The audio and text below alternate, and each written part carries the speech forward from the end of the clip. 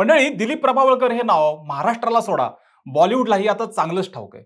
तुम्हाला पछाडलेला म्हटला त्यांचा एक डायलॉग आठवतो का हो? डोळे बघ डोळे, डोळे बघ डोळे. नाहीतर मग तात्या विंचू आठवतंय ना? त्याचं ते हसणं काय खतरनाक होतं राव. आणि देऊळ सिनेमामधला केशव आणि अण्णांचा तो संवाद एक तुम्हाला आठवतोय का मंडळी? प्रभावळकर असं म्हणतात की आपण फक्त ना ठिपका ठिपका.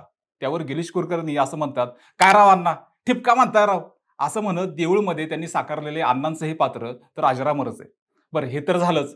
तुम्हाला लगेरोह मुन्नाबाई आठवते का हो? त्यातले गांधीजींचे पात्र आठवते ना? तो रोल प्रभावळकरांना मिळणार नव्हता.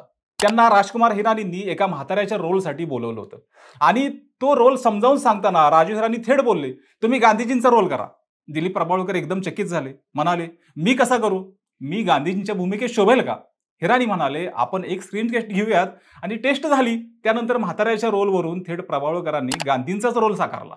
आणि त्याला नॅशनल अवॉर्ड देखील मिळाला होता. मंडळी, नुकत्याच प्रदर्शित झालेल्या दशावतार या सिनेमाच्या एका निमित्ताने त्यांचा अभिनय पुन्हा एकदा लोकांना पाहायला मिळतोय. पण मंडळी, तुम्हाला माहिती आहे का हो, की त्यांच्या याच अभिनयातल्या बाप असलेल्या दिलीप प्रभावळकरांना शास्त्रज्ञ व्हायचं होतं. मग ते अभिनयाकडे कसे वळाले? मराठी, हिंदी ते इंग्रजीचाही त्यांनी एक सिनेमा केला होता. बरं, प्रत्येक चित्रपटातील त्यांची एक व्यक्तिरेखा ही अजरामर कशी काय होते? अगदी चिमणराव गंगाधर टिपरे ते तात्या विंचू ते अगदी भुसनळे आणि आत्ताचा दशावतार. पब्लिक दिलीप प्रभावळकरांचा अभिनय पाहायला एवढी गर्दी का करतं? उच्च शिक्षित तरुण अभिनयाच्या क्षेत्रातला दशावतार हा कसा काय बनला? काय त्यांची सगळी स्टोरी? हे सगळं आज आपण जाणून घेणार आहोत. त्यासाठी व्हिडिओ हा शेवटपर्यंत नक्की पाहायचा आहे. नमस्कार, मी विकी आणि तुम्ही पाहताय विशेष भारी. मंडळी, दिलीप प्रभावळकर हे नाव मराठी सिनेमासह बॉलिवूडमध्येही आदरानं घेतलं जातं. कारण या नावाभोवती अभिनयाचं एक असं वलय आहे जे भल्या भल्यांना भेदायला आजही जमलेलं नाहीये. खतरनाक, बाप आणि अजून काही शब्द असतील ना तेही कमी पडतील असा त्यांचा अभिनय आजपर्यंत राहिलेला आहे. अहो मंडळी, दिलीप प्रभावळकरांना तसं व्हायचं होतं शास्त्रज्ञ, पण झाले चतुरस्त्र अभिनेते. आता हे नेमकं काय आहे ते पण आपण पाहूयात. आणि त्याचं काय आहे की दिलीप प्रभावळकरांनी आपलं शिक्षण हे विज्ञान शाखेतनं पूर्ण केलं. केमिस्ट्री विषयातनं त्यांनी पुढे जात भाभा अनुसंशोधन क्षेत्रातही काम केलं होतं. मात्र लहानपणापासूनच ते नाटके पाहत. त्यांनी काही पुस्तकेही लिहिली होती. आणि या दरम्यान त्यांचे नाटकात काम करणे, तसेच एकांकिकेत काम करणे हे सगळं चालूच होतं. मात्र त्यांनी त्यांचा अभ्यास चालू ठेवला आणि कॉलेजमध्ये असतानाच ते लेखकही झाले होते आणि अभिनेते सुद्धा. मात्र पुढे ते जेव्हा भाभा ऑटोमॅटिक सेंटरला इथे गेले होते कामासाठी, पण पुढे त्यांनी जॉबसाठी तिथं अप्लाय सुद्धा केला. मात्र त्यांना जॉब मिळाला नाही आणि ते तिथेच खचले. मात्र या साऱ्यात त्यांच्या वडिलांनी त्यांना एक साथ दिली आणि त्यांनी सांगितलं की जोपर्यंत तुला जॉब मिळत नाही ना तोपर्यंत तू तुझे लिखाण, अभिनय हे कंटिन्यू कर आणि पुढे जॉब कर. आणि तिथून पुन्हा दिलीप प्रभावळकर यांनी हे आपलं सगळं काम चालू ठेवलं. मंडळी, त्यांचा हा जरी सगळा एक प्रवास असला ना तरी नाटकापासून त्यांनी सुरुवात केली होती. आणि त्यांनी साकारलेली पात्रे ही जास्त लोकांच्या लक्षात राहिली. जसे की चौकट राजा मधील असा कसा वेगळा म्हणत साकारलेलं नंदूचं पात्र असेल, आजही ते पात्र लोकांना आवडतं आणि लोक त्याच्याशी कनेक्ट होतात. त्यानंतर त्यांनी अभिनयातला सगळा दशावतार त्यांनी साकारला. कारण बघा, चिमणरावची भूमिका असेल किंवा श्रीयुत गंगाधर ही टिपरेंची भूमिका असेल, लोक टिपरेसाठी तर वाटच बघत बसायचे. कधी एकदा मालिका चालू होते आणि टिपरे येत आहेत असं लोकांना व्हायचं. अहो, पब्लिक खुळं झालं होतं, काय सांगू तुम्हाला. आणि आधीच केबल तेव्हा फार लोकांच्या घरी कमी असायच्या, त्यामुळे अनेक जण ज्याच्याकडे केबल आहे ना त्याच्या घरी जाऊन ते टिपरे बघायला बसायचे.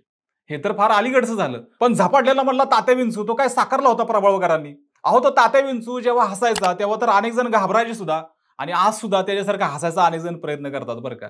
आणि इतकंच काय, पुढे पछाडलेला म्हटला भुसनळे तर खतरनाकच, डोळे बघ डोळे, डोळे बघ डोळे असं म्हणत त्यांनी अख्ख्या महाराष्ट्राला वेड लावलं होतं. एकीकडे अशोक सराफ, लक्ष्मीकांत बेर्डे, दादा कोंडके तसेच बाकीचे अभिनेते आपला झेंडा वेगळ्या प्रकारे रोवत असताना दिलीप प्रभावळकर यांनीही त्यांची गाडी पुढे चालवली होती. 1976 नंतर ते प्रायोगिक रंगभूमीवरून ते व्यावसायिक रंगभूमीवर आले. त्यानंतर त्यांचा हा सगळा प्रवास सुरू झाला. मंडळी, दिलीप प्रभावळकरांच्या बाबतीत बोलायचं झालं तर त्यांच्यापेक्षा त्यांनी साकारलेली पात्रे ही जास्त लोकांच्या लक्षात राहिलेली आहेत. आणि एका कलाकारालाही तेच हवे असते. अर्थात त्यात त्यांचे योगदान महत्वाचे आहे. कारण प्रभावळकर यांनी प्रत्येक पात्राचा अभ्यास कसा करावा याचे उदाहरण तुम्हाला मी आता सांगतो. त्यांनी काय केलं होतं तर त्यांना एका नाटकासाठी त्यांना एका चिनी माणसासारखा अभिनय करायचा होता. आता त्यासाठी त्यांनी मुंबईतल्या एका हॉटेलला ते गेले होते आणि तिथे एक चिनी आचार्य होता. तो कसा बोलतोय, कसा वागतोय, कसा चालतोय हे त्यांनी सगळं नोट केलं. आणि त्यानंतर मंडळी त्यांनी ती सगळी एक व्यक्तिरेखा चिनी पात्राची साकारली होती. म्हणजे पात्र बघा कोणती असोत, प्रभावळकर यांनी ती फेमस केली. बॉलिवूडमध्ये तर त्यांनी सरकार राज सिनेमात साकारलेलं पात्र तर अमिताभ बच्चनला देखील टफ होतं. अगदी त्याचे संवाद कमी असोत किंवा जास्त. दिलीप प्रभावळकर यांनी कायम त्यांचा अभिनय हा टॉपचाच केलेला आहे. म्हणजे लगेरोह मुन्नाबाई घ्या, त्यातले गांधीजी तर आज सुद्धा फेमस आहे तो. कारण त्यातले साकारलेले हे सगळे म्हणजे गांधीजीचं पात्र असेल ना, हे असंच गांधीजी असू शकतात अशी भावना त्यांनी लोकांना अभिनयातून दाखवून दिली होती. आणि मुन्नाला गांधी मार्गावर आणताना त्यांनी ज्या प्रकारे काम केलं ते पाहून तर अनेक जणांनी त्यांना हेच गांधीजी इतकं काय असंच अनेकांनी थिएटरमध्ये समजलं होतं आणि आजही त्यांना तसंच समजतात. अगदी दिलीप प्रभावळकर हे अजब रसायन आहे. ते ज्याच्यात जाईल त्याला वेगळंच काहीतरी बनवतं.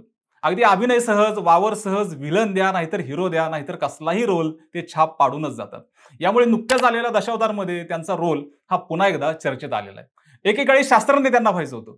पुढे नोकरी सुद्धा त्यांनी केली. मात्र काही वर्ष ती करून अभिनय क्षेत्रात ते वळले आणि आज मराठीसह बॉलिवूड आणि इंग्रजी सिनेमामध्येही त्यांनी काम केलेलं आहे आणि त्यांचा सिनेमांची लिस्ट सुद्धा मंडळी मोठी आहे बरं का. म्हणजे बघा, एक डाव भुताचा, एक तुमचा होता विदूषक, चौकट राजा, झपाटलेला, कथा दोन गणपतरावांची, सरकारनामा, अगं यारेच्छा, चुपकेसे, पछाडलेला, लगे मुन्नाबाई, सरकार राज, वळू, देऊळ, नारबाची वाडी, पोस्टर बॉयज, झपाटलेला 2 दुसरा पार्ट त्याचा आला होता तो आणि अजून काही सगळे त्यांनी इतर सिनेमे केलेले आहेत आणि आत्ताचा हा दशावतार. यामुळे आज 80व्या वर्षीही दिलीप प्रभावळकरांनी तरुणाला मंडळी लाजवेल असं काम केलेलं आहे. 80व्या वर्षीच्या अभिनेत्याचाही सिनेमा चालू शकतो, हे एकमेव उदाहरण आज मराठीमध्ये असेल. यामुळे मराठीतले खरे अभिनयातले दशावतार हे दिलीप प्रभावळकर यांचा आजवरचा प्रवास हा खरंच खतरनाक आहे. अनेक पुरस्कारांचे ते मंडळी मानकरी झालेले आहेत. मात्र लोकांच्या लक्षात राहील असा अभिनय त्यांनी कायम केला आणि म्हणून 80 वर्षाच्या दिलीप प्रभावळकरांना पाहायला आजही गर्दी होते, हे कौतुकास्पद आहे. शास्त्रज्ञ होताना ते अभिनेते झाले आणि आज याच वयाच्या जोरावर त्यांनी आज एवढं सगळं काम केलेलं आहे. बाकी तुम्हाला दिलीप प्रभावळकरांच्या या प्रवासाबद्दल काय वाटतं? तुम्ही त्यांचा दशावतार मूव्ही बघितलेला आहे का? त्यांचे अजून कोणते तुम्ही सिनेमे बघितलेले आहेत? ते तुम्हाला कसे वाटतात? त्यातली पात्र तुम्हाला कशी वाटतात? आम्हाला कमेंट करून जरूर सांगा आणि विशेष भारीला आपल्या तेवढं सबस्क्राईब करायला अजिबात विसरू नका. धन्यवाद.